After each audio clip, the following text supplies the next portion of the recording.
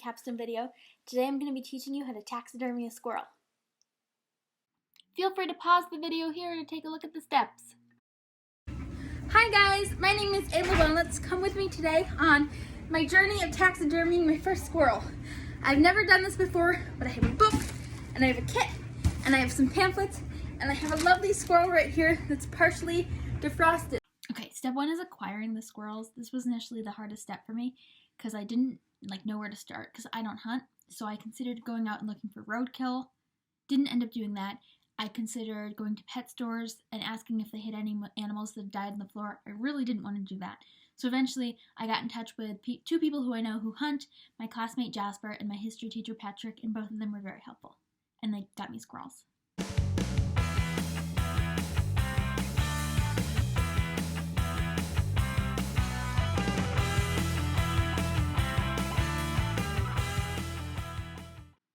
Step 2 is measuring the squirrel and ordering the mannequin. I forgot to measure my squirrel the first time around and I bought the wrong size mannequin. I'll insert a picture here. So there's different ways to do small mammal taxidermy. Some people stop it with clear rags, but I decided to use a pre-cut mannequin. I purchased my mannequin from Elsie's Squirrel Taxidermy. They ended up being a great resource. They're a family-owned squirrel taxidermy company located out of Louisiana. I bought most of my taxidermy supplies from them. They also have a great YouTube channel, which is where I learned most of the process from. David Elsey is the guy who runs it. Here's a picture of him. He's known as the Squirrel Man in the taxidermy world. I also talked to his only employee, Miranda Spencer, on the phone when I needed some taxidermy advice. Not a serial killer. I am a normal teenage girl with normal hobbies, and here's my gut bucket. Doing this in my basement because my parents won't allow me to do it anywhere else.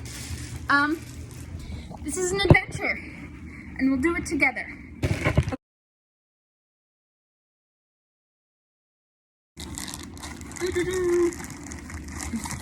I'm so scared and so grossed out already. This is borax in here.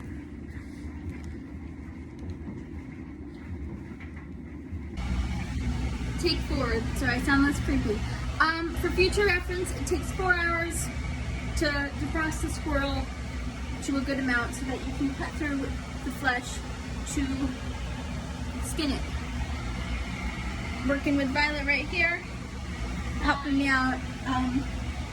Right now we're freeing the legs. Violet, can you show them what you're doing? Yeah, sure. So basically, there's like the fur and skin, and there's like the leg here. But there's a little layer of muscle between the two, connecting them. So we're just sort of trying to cut that off so we can separate them. Yeah. We'll keep you updated with our progress. So I'm busy removing the pelt from the rest of the body. That's it. We're just cutting through some tendons here. Right, so what did we already do and what do we have at the head? So far we freed the feet.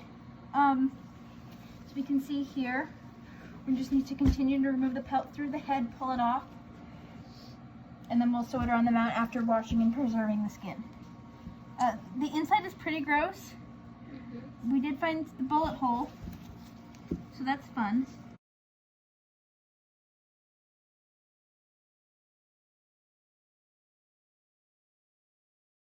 So now I am fleshing my squirrel.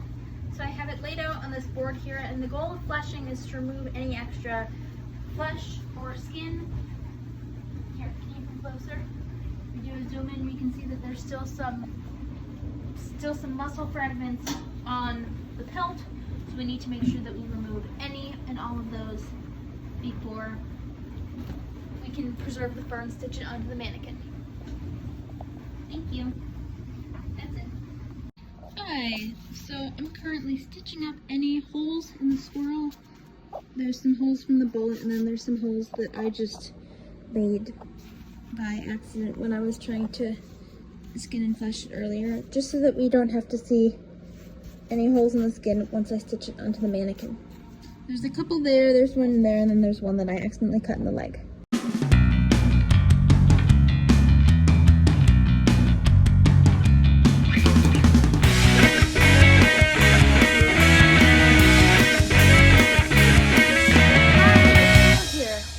Super cool Sunday night plans, you ask?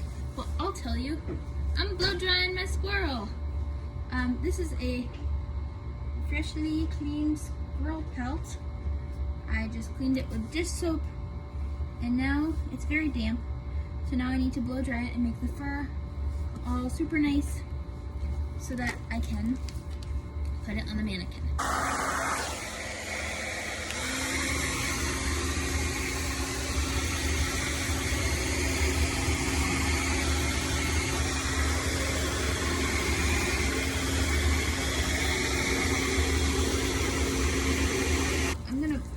I'm putting borax preservative down in this whole thing. I did way too much. Oh my god. And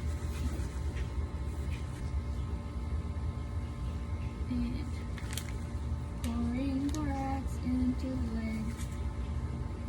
I'm not taking as much joy in this as I'm acting like I am, if that makes sense. I'm a little bit horrified, actually. I signed up for this project.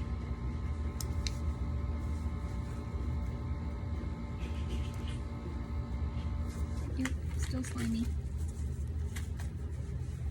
Make my squirrel skinnier.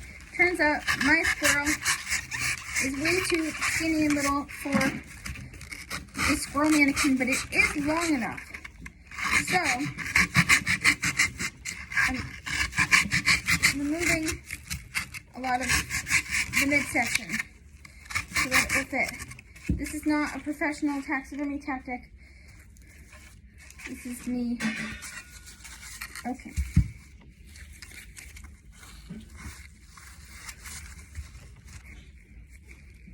I might do something kind of silly.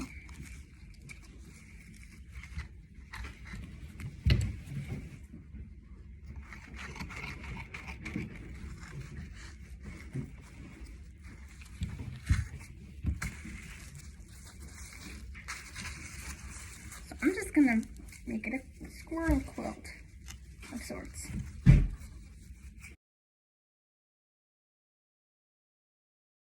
Hi, so I forgot to film this next part, but during the step, I finished sewing it onto the mannequin, and I glued on eyes, and I put wire in the tail, and I put little bits of clay in the feet.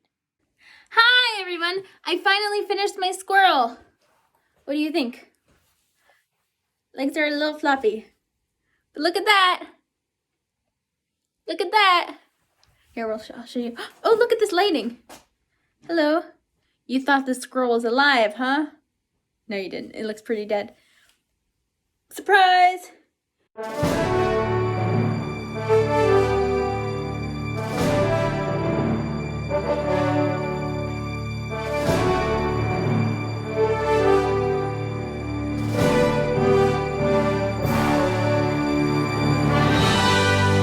Thank you so much for watching my video. If you have any questions, feel free to comment them down below, or you can email me at aylawellness@gmail.com or awellness2021@csw.org. Thank you.